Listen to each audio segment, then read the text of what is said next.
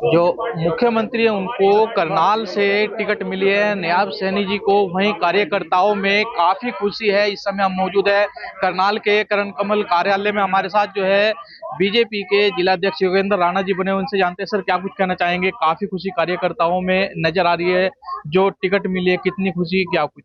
निश्चित रूप से कार्यकर्ताओं में बड़ा जोश है, बड़ी खुशी है कि नायब सैनी जी जो हमारे प्रदेश के मुख्यमंत्री हैं उनको करनाल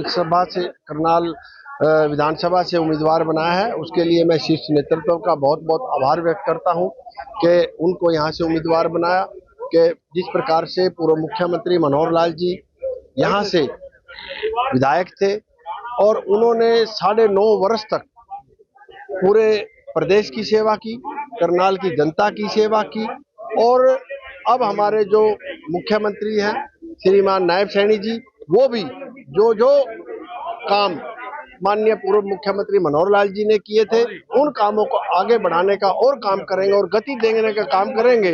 निश्चित रूप से मैं ये बात कहता हूं कि मैं शीर्ष नेतृत्व का बहुत बहुत आभार व्यक्त करता हूं और मैं एक जिम्मेवारी के नाते बात कह सकता हूं, वो रिकॉर्ड मतों से जो हमारे नायब सैनी जी हैं वो भी जीतेंगे और हमारे माननीय पूर्व मुख्यमंत्री मनोहर लाल जी जो लोकसभा के यहाँ से प्रत्याशी हैं वो भी रिकॉर्ड मतों से यहाँ से विजय प्राप्त करें। कहीं ना कहीं डबल मेहनत हो जाएगी, एक तरफ उपचुनाव दूसरी तरफ लोकसभा चुनाव। देखिए, भारतीय जनता पार्टी के कार्यकर्ता हमेशा मेहनत के लिए तैयार रहते हैं और जाने जाते हैं।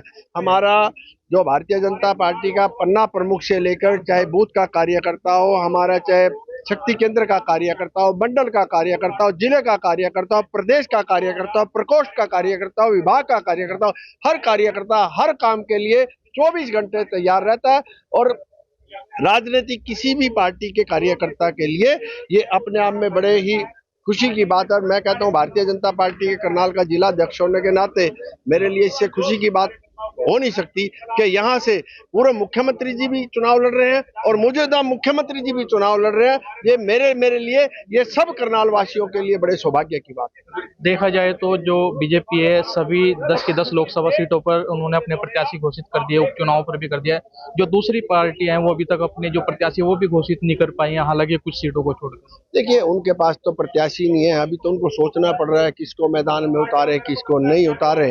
और भारतीय जनता पार्टी तो एक ऐसी पार्टी है कि विश्व में सबसे बड़ी पार्टी है और निश्चित रूप से भी जिस प्रकार से हमारा जो नेतृत्व है, हमारे जो माननीय प्रधानमंत्री नरेंद्र मोदी जी हैं और जो उन्होंने एक नारा दिया है कि एनडीए 400 पार और भाजपा 370 पार, निश्चित रूप से माननीय प्रधानमंत्री जी के नेतृत्व में ये जो उन्होंने नारा दिया है ये साकार होगा।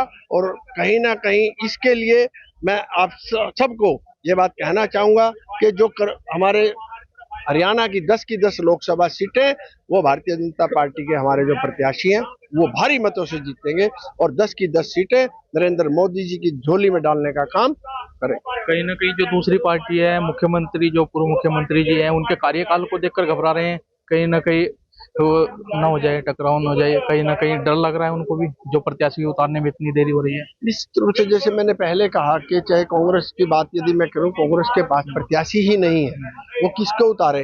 उनके अंदर उनका संगठन ही नहीं है, उनका जिला अध्यक्ष ही नहीं है, उन पे ब्लॉक अध्यक्ष ही नहीं है, उनका प्रदेश का भी कोई लंबा चौड़ा नेतृत्व इस प्रकार से नहीं है, केवल और केवल प्रदेश अध्यक्ष है, बाकी उनकी कोई बॉडी नहीं बनी है।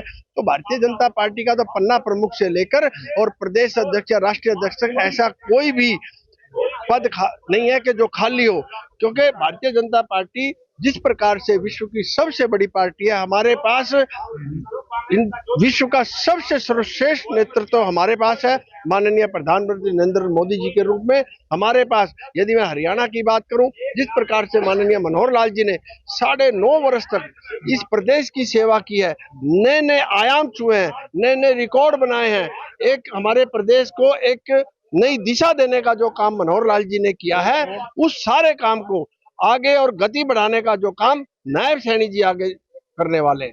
तो आप देख सकते हैं काफी खुशी जो है कार्यकर्ताओं में नजर आ रही है। जो बीजेपी के जिलाध्यक्ष हैं उनसे खास बातचीत की कई विषयों पर, वहीं काफी कुछ जो है जानकारी देते हुए नजर आए।